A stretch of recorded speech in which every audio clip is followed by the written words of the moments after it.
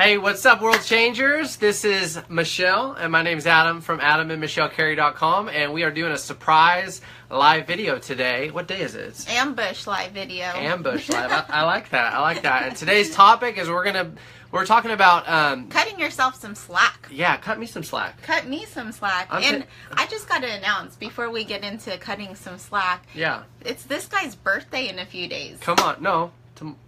Is it tomorrow? In a few days. Oh, a few days, yeah. Yeah, hopefully okay. I got that right. I was about to take tomorrow off. It's actually Thursday, May 4th, and man, I'm finally turning 20 years old. Yes. 20 years old. Yes. Man.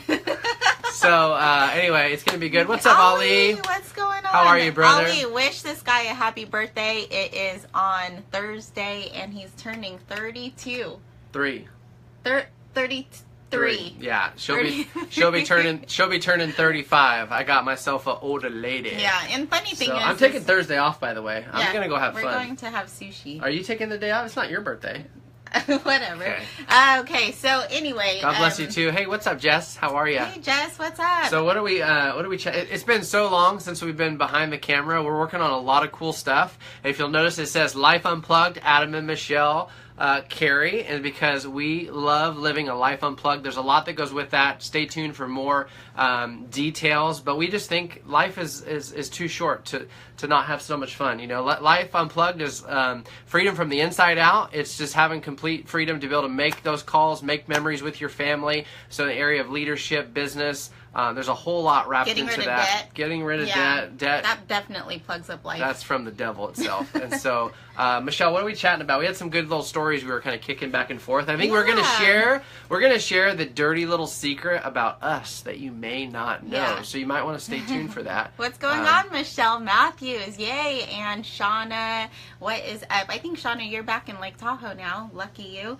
Yeah. So today we're just talking about cutting yourself some slack, and in that area, it's really embracing your journey. And I think a lot of times, I know I got down on myself this week for it. It's like you have a certain expectation of how things should be turning out, how things should be developing in your life. When dinner's gonna be ready. Yeah, exactly. Like for me, if this is you, a few hearts.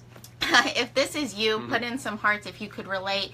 Like, you just have this timeline for yourself, and if those certain milestones don't hit the timeline, then you kind of start to get depressed. And I figured, like, I started to find myself there this past weekend, or this past week. It's like, man, I really thought all of this stuff would start taking off, and you still gotta dig and labor for it. But so anyway, we're talking about embracing your journey, and when we're brainstorming about this topic, is funny how we want to share how our relationship actually got started. We're gonna share the whole love story. The whole love story, which almost never happened.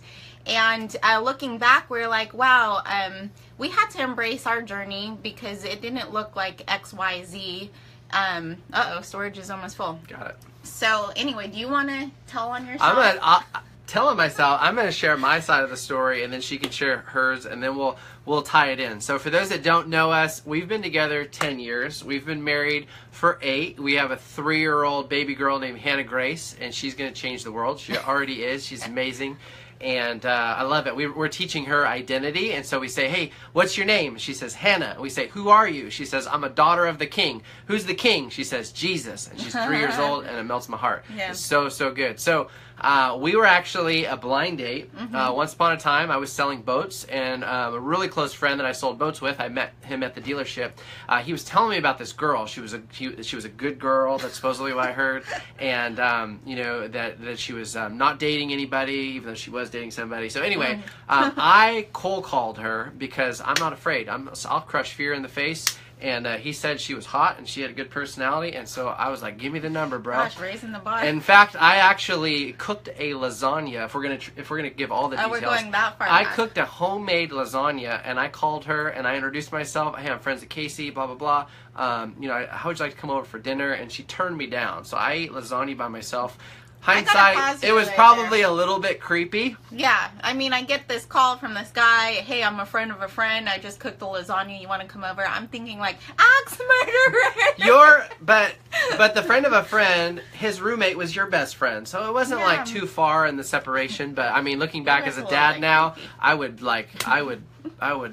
I would put Hannah on some discipline. Let me just tell you that. Yeah. If that was if you were my daughter. So anyway, that didn't work out. We stayed in touch, but we ended up going on a blind date. And if you are an entrepreneur, you're like, how does this? We'll tie it in somehow. Just track with us. Hang with us. So we ended up going on a blind date to where was it? P.F. Chang's. Went on a blind date, and the date was amazing, but I thought she was really high maintenance. She wanted to go home, change after work, which she didn't have time to. And when I saw her, I was like, man, I can't afford this girl. This girl, she's gonna nickel and dime me to death. And so we're just having fun. Yeah. So we have a great date, and I wanted to extend the date. So I'm like, what better thing to do than go bowling, right? I mean, like, bowling's inexpensive.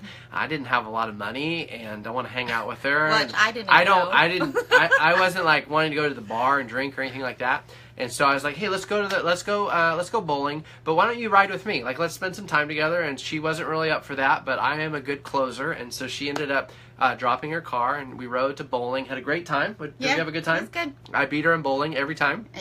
And then when it came time to dropping her off, what's funny is I was telling this story to a banker yesterday who's getting married, and she's like, I got to hear your story. So that's kind of what was fresh in our mind. But I dropped her off, and I just want to say, for the record, I wanted to be a gentleman. Now, I know to be a gentleman, like, you open doors, you walk her to the door, but I hadn't really been in the dating scene much, and I'm like, I want to be a good guy. I am not trying to force my way in the house. I am not trying to have any shenanigans. I am just going to drop her off, and we're going to be on our way, and it's just going to be, we're going to end on a high note. So I pull in the driveway, she opens the door, and she gives me this really weird kind of look and stare. No, it was like, you're walking me to my door. And I was like, hey, had a great evening. I'll be in touch. Have a great night, whatever we said. And she just stared at me for what felt like 20 minutes. And I got freaked out. I was like, this girl's weird. So anyway, she ended up leaving, and again, to protect myself, I wanted to be a gentleman. I wasn't trying to get inside. I wasn't like, hey, how do you end it? Do you do the side hug, or do you kiss on the cheek, or do you like give a handshake? But anyway. And so, hey, I'm still telling the story here. And so anyway, I got a little freaked out, and we didn't talk for 3 months. He didn't call me for 3 months or walk me to my door, and it was past midnight. Walk me. He didn't. Was it past midnight? Ladies, it's past midnight. Did not walk me to my door. The way I felt. It was a house. It's not like an apartment where you had to walk like the miles. way I felt was like, yeah, have a good night. Let yourself out and don't let the door hit you on the way. That's how I felt, and I was like, you know what? Whatever. I'm gonna sit here and stare at you until you move. So there's a point to this story. So do you want me to tell the second half of it? Like, ladies, like, do you see, like, could get to the point. I mean, like, I was just trying to be a gentleman, right? I wasn't trying to have a baby mama. If you know anyway, let's get to the point. Okay, so the point was, 3 months later, we reconnect, happily ever after. Yeah. But I was talking to a banker yesterday, and just she's getting married, and she's like, I got to know your story. And she's like, wow, you guys had a 3-month gap where you went on a date and then nothing happened. Like, what if?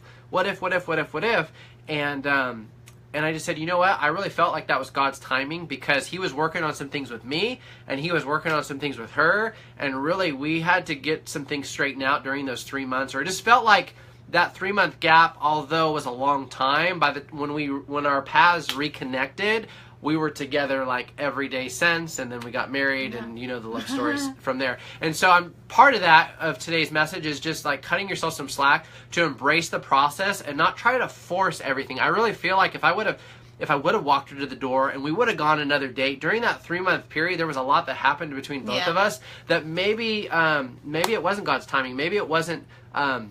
Maybe we just weren't ready for that. We weren't mature enough yet. And so that's kind of the point to that long, drawn-out story. Plus, we've never shared it before, and that was kind of fun. So thanks for tuning in. Yeah, but Michelle want to say hi to some people, too. Michelle has some other deeper points to go along with that. Yeah. Shauna, I could see your face when you got that call, for sure. What's up, James? Welcome. Hi, how are you? And then Sonia, what's up? Y'all are such a pair. And congratulations on all your success, Sonia. I've been following you on Facebook. But anyway, yes, there is a point that we could all take away from it, and it's really embracing the journey. And we recently Hold on, you got cat hair on. Oh, sorry. Okay. We recently got to, okay, just leave it. We recently got to interview some senior citizens, and we're just asking them, you know, give us your best advice, and did you do everything that you wanted to in life? And of course, there was a large array of answers. Mm-hmm. There's people that didn't pursue what they wanted in life, and they had a lot of regrets, and then there's people that did, which was really powerful. And we cut a short film out of it, and we'll be uploading it soon. It's really powerful. I think it's the best video that we've actually put together so far, so stay tuned for that. Yeah, it's really heartfelt. So we were interviewing this gal, and she had talked about how she knew from a very young age how she wanted to be a nurse. Mm-hmm. But she was a mom at home. She had 6 kids of her own, 7 foster kids, or it could be the other way around. I just remember being like, oh my gosh, that's a lot of kids. Yeah. She tended her home, but she still kept going to school, and it took a long time, but in the end she accomplished what she wanted to accomplish. And she really just talked about how it may take you a while to get to your goals, but the fact that she stuck with it and being able to look back on her life, and she never quit even though the road was really, really long, that she was thankful for that. So I thought that was probably one of the biggest points of wisdom that we learned. But what was a lot of adversity. Yeah, exactly. I mean, we have a hard enough time staying on track with one child. I mean, she had like a dozen. I know, one child, 14. Yeah. And so, but she just handled it. You know, she took every day as it came, and she just kept in her mind what she was going for, and she kept going for that. But hey, Marcus, what's going on? One thing that I got out of her entire interview is I think her husband had passed. They had been together for a long time. Mm-hmm. They're married for a long time, and he had just passed like maybe 2 months before the interview. And what she had shared about the priority of her family and making memories with her family over the achievement, she was so thankful for, because it was the memories that she was able to have with her husband that she still carries with herself today, and everything else kind of fades to the background. So I just say, like, embrace your journey. You know, things may be taking longer than you want it. Things may be twisting and turning, and it doesn't look like XYZ, a formula of life, and I really don't know if anyone gets that formula down, because there's always things that are happening. But yeah, I just thought that was really wise, and for all of us to cut ourselves some slack and give yourself grace and celebrate what you're doing right now, and the fact that you get up tomorrow and you still go is enough for like claiming that you are successful. Yeah, in a minute I want you to share that analogy you were sharing a little bit earlier. But I've said this. In fact, we have a friend of ours on the live stream, Jess Winnett, and she's actually the one that encouraged us to do live video. You gotta check her out. She's bomb. She's a mamapreneur, and she's rocks. Like my hero. Seriously, I talk about you all the time, Jess. So we're big fans, Jess. If you didn't know, but we did a live stream with her, and I remember saying this on her live stream, and I actually revisit this often, that it's like we all want it now, right? We want the results now. We live in this microwave, like drive-through, gotta have it now, high-speed internet. I mean, if you're on a plane and the Wi-Fi goes out, people are freaking out. We're like, we're on an airplane, like it's got to go to a satellite, like just chill out a minute. And but just ask yourself this question, like, can your character uphold the blessing and the breakthrough that you're praying for? Like, if you're, because I know that sometimes there's some things that I've been praying for, asking the Lord to reveal in my own personal relationship with Him, and He's actually shown them to me in 2 dreams. And I'm not going to get real specific because it's really personal, but He's shown it to me in 2 dreams, and I feel like he's previewed them in a dream, because He's asking me, are you sure that you really want it? Like, do you know, do you really know what you're asking for? Do you know the responsibility and the weight that this carries? Because we just we want it, we want this, we want that. But like, where much is given, much is like required, right? And so, can your character uphold the blessing and the breakthrough that you're praying for? Because that is a powerful question, and I just know for myself that if it comes too early, if we try to force it, there can be some complications. And Michelle has a quick analogy that was shared with us this weekend that was really powerful, and I just wanted to share that with you as well. Yeah, that's really powerful. So can I say his name? He's wise. Yeah. And so we got to give the quote to where the quote is deserved. So Jeff Schweiger. He's a good buddy. Good buddy, really wise. And so he just talked about, we're all like developing something within us. And a lot of times I like to make the analogy of the birth of our dreams is parallel to the birth of a baby. And so he just talked about how and it's funny because I've never talked to him about that, but he had this analogy with thank God that you guys have to deal with that. Yeah, exactly. The way you handle colds, I'm glad too. But anyway, so he talked about if you give birth too early to whatever it is that's developing inside you too early, then there's going to be complications. There's going to be more risk, and a lot of times it's allowing that process inside of us to develop, fully develop. Yeah. Like the process always has to start within, and allowing that to fully develop. So then when it's birthed and it's actually here in the natural, you're able to handle it better. You're more equipped. Your character is more intact. And so I like, this is my downfall for myself is I think of something and I want it now. Like, I'm like, I need the plan now. I want it now. It has to happen tomorrow. And I get frustrated when it doesn't. And I'm always reminded, like, okay, are you ready for this? Like, we still need to, like, here's my conversation with the Lord is, like, we're still handling stuff. So you could stay there, stay in your promised land, rather than get in your promised land, not be able to handle it, and, like, destroy yourself on the way out. But so you could stay where I have prepared for you. And I feel like that's a word for a lot of you is cut yourself some slack. There's things that are developing inside you, and it's really all of our responsibility to grow ourselves within the growth period and allow that process to come out, because when we do allow that process to naturally emerge, then we have a more beautiful thing that we're birthing than if we're to just try and pop something out and force it. So I just have one, we're kind of going long, but it's all good. I have one final thought that I want to share with you that has really been speaking to me, and it could be a whole nother topic on itself, but we were with some friends and I was sharing this, is on the topic of cutting yourself some slack. One of the biggest things that we struggled with, we still have to catch ourselves, but we really struggled with it in the early days, was comparison. Comparing our success to somebody else's, comparing our journey to somebody else's, comparing, our accolades, our followers, our likes, our shares, whatever it is. That's the natural thing to do is we're always comparing, and oftentimes that's where we draw our value from, is like, man, like I don't feel like I'm really worthy, because if I did, I'd have more followers, or I would have a bigger paycheck, or I'd have this, or I'd have that.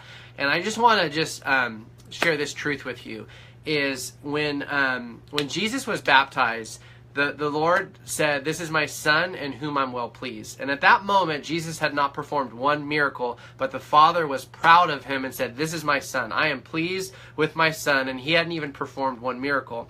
And he says the same thing to you and I. This is my daughter. This is my son, and I am super pleased with you, because it's not about performance, although we do want to do everything with excellence. And this is a small little thing that I just have really been camping on, is the Lord says you are. Like, you are the salt of the earth. You are the light of the world. You are accepted in the beloved. You are a citizen of heaven. The Lord is always, when it comes to your identity, you already are. You don't have to do to be somebody. Like, you just be you and then operate out of that place.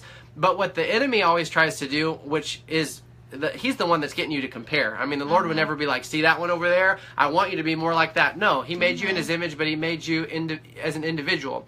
And so what the enemy's always going to try to do is to say, if you are, then prove it. Just like he said, if you are the Son of Man, turn these rocks into bread. He's always trying to get you to jump through a hoop, and guess what's after the hoop? There's another hoop, and there's another hoop. And what that's going to do is it's going to cause you to get distracted in your journey. It's going to cause you to get frustrated in your journey. And for most of you, or for some of you today, you just need to know you're a son or a daughter of the King. Like, he's giving you everything that you need. The gold is in there. You just need to renew that mind. You need to stay focused, and you need to embrace the journey. And you need to realize it's not, once I get that, I'll be happy. You need to figure out how to be grateful today, be happy today, and let that be your momentum. So anyway, I'm going to just end on that note. But I really hope that speaks to you today, that you're not somebody if you do this. You already are somebody. Like, you are created. Like, your eternal value is priceless, and it's time for you to recognize that and to step into that potential. And so we had fun today. This was fun. Yeah. Happy birthday to this guy. If you if you're tuning in a little bit late, it's Adam's birthday on Thursday. What day is that? May 4th. He's turning 33 years old. The guy is so young. 33, and I'll take some sunscreen. Don't really need haircuts. But awesome, guys. What are you going to say? I was going to say your hairline is like the lines of a tree. Lines of a tree? You can see measure... you can see all the years on there? Yeah, you measure the age of the lines of a tree. How come I had hair when we started dating and each year it falls out? Just kidding. I'm that stressful for you. Yeah. Well, hey, if you guys got any value from this, it would be great. You can share it. It doesn't matter to us. But if you got some value, tag a friend, share it on a page. Thank you, Shauna, for having your girls. Yeah, thanks for hanging out and following along. Yeah. We just wanted to get on camera today and kind of share. It's been a little while since we've been together. Yeah. Maybe you guys were wondering. Since we've been together. Yeah, we're still going strong. And we love you guys. If you like some of the content that we shared today, you can always get on AdamandMichelleCarey.com. We got a bunch of free gifts on there that can help you with a number of different things in your business. And I will just say this: we have an event or a retreat that we've mentioned a couple times that we're working on for next year. That's going to be lights out, phenomenal. And so if you don't get our notifications, should we probably go to the Living Bulletproof Now, right? Yeah, livebulletproofnow.com. Livebulletproofnow.com is a way for you to get on the waiting list for upcoming announcements. So that's all I'm going to say about that. Hope you guys have an amazing week. Cheers to your freedom.